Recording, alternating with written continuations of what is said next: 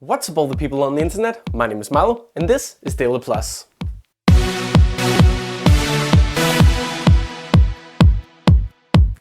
Hello everyone, once again and welcome to DailyPlus, your favorite show about everything Eurovision. Now today is going to be a little bit of a shorter program because this is in fact the season finale, meaning that this will be the last DailyPlus episode of 2015. Since the Junior Eurovision ended last week and the big Eurovision in Stockholm isn't until May, I thought the best idea would be to just give the show a little break while we wait for all the national finals to come around. But until then I do have a little bit of Eurovision news from this week, so let's get started. And we are of course starting with the awesome news that we now know all the countries taking part in next year's Eurovision. 43 countries are set to compete next year, which is a joint record number, as this is the highest amount of participation ever, and it also happened in 2008 and 2011. Portugal is the only country withdrawing of the countries that took part this year, but we have a bunch of countries returning next year. Bulgaria is returning, so is Bosnia-Herzegovina, Croatia is returning, and also Ukraine. And of course, as previously mentioned on this show, Australia will be taking part again next year, however they will be competing in the semifinals. With such a great amount of countries, it looks like it's going to be a wonderful show in May next year in Globen in Stockholm. And with even more countries in the show, we might see an even more exciting battle for the winning trophy, just like we saw in 2008 and 2011. Amongst the countries participating next year, is your favorite in it? Let us know down in the comments. We also know a few more of the artists that are taking part in Eurovision next year. The first of those being Calliope from the former Yugoslav Republic of Macedonia. This is not the first time that this Balkan pop diva will be taking part in Eurovision. Last time she represented Macedonia, that was back in 2012 when the contest was held in Baku.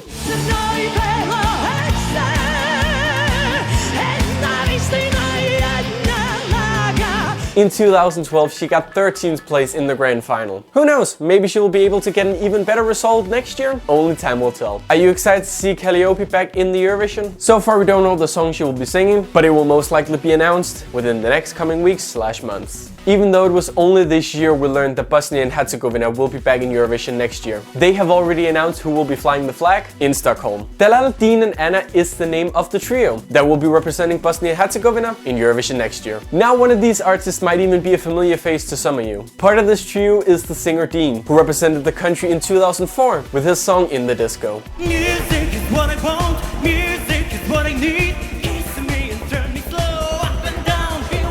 In 2004, Dean got 18th place in the grand final, when the contest was held in Istanbul in Turkey. But with a powerful trio like this, it looks like the country is determined to make a grand return after 3 years absence. A lot of people are very excited to see Bosnia and Herzegovina return. Maybe you're one of the fans of the Balkan country too. With all the Balkans returning next year, it looks like it's going to be a great Balkan party for all the Balkan lovers in Eurovision. At this year's Eurovision in Vienna and Austria, Israel saw their best result in 9 years, as they finally managed to once again get in the top 10. Because of this, they've decided to use the same method they used this year for selecting their star, but now officially marking it as their national selection. Rising a Star for Eurovision is what the show is going to be called, after previously just being known as Rising a Star. And the first show will be kicking off on December 5th. The format of the show will be the same as it was this year, and hopefully it means that Israel can get another top 10 result at next year's Eurovision. However, there are still a few details we don't know about the show. We don't know if it's only going to be the singer and not the song that's going to be selected, but more info on that will probably be coming out in the next couple weeks. Israel last won the contest in 1998 with Dana International and her song Diva. Since then, Israel haven't had the best results in Eurovision. However, just like I mentioned, this year they managed to get 9th place, which was a great success for the Israeli broadcaster. And finally, last week we talked about the drama going on in Germany right now. Well, NDR has officially announced that they will be holding an open selection, so the public can decide the singer that Germany will send to Eurovision. Now at this point in time, we don't know if they're going to be using their Unser Song für national selection format that they've been using over the last couple years, or if they might come up with a new solution, or they might even just let the public decide using an online vote. All this information will probably be coming out very soon, but for now let's give NDR and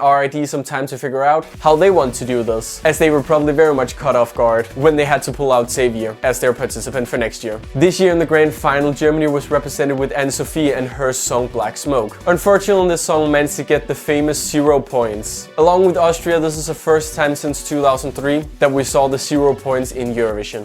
Well, there you go, that is actually all I have for Daily Plus this week. Like I said, this is a short episode just to let you know that there won't be any new episodes of Daily Plus until next year. But I am excited to get back next year because I promise you the show is going to be even better. And if you guys have some suggestions on certain segments I could do on the show, or even just something you feel like needs a little bit of improvement, feel free to let me know down in the comments, because I would love to make this show even better for all of you when we return around February time. But of course, remember, if you still want Eurovision news, while I won't be here to tell it to you, then of course check our website esc-plus.com. We will be posting all year round. Doesn't matter when the Eurovision news is out, we always try to bring it as soon as it comes. So definitely keep a track on the website if you still want your Eurovision fix. And if you still want to see me on your computer screen, my show #Pigtails had to be ended for various reasons, but you can still check out my YouTube channel. It's youtube.com/YouKnowMeAsMilo. And not only am I going to be doing a lot of cool videos over this December month, I also have a new thing in the works that might be premiering around January next year. So definitely keep a lookout for that and check out my channel if you want more stuff from me. But that is all for this year's Daily Plus. I hope you enjoyed all the episodes so far. I hope you've enjoyed me as your host. I'll see you next year for more Eurovision fun. But until then, have a Merry Christmas and a Happy New Year, and I'll see you soon.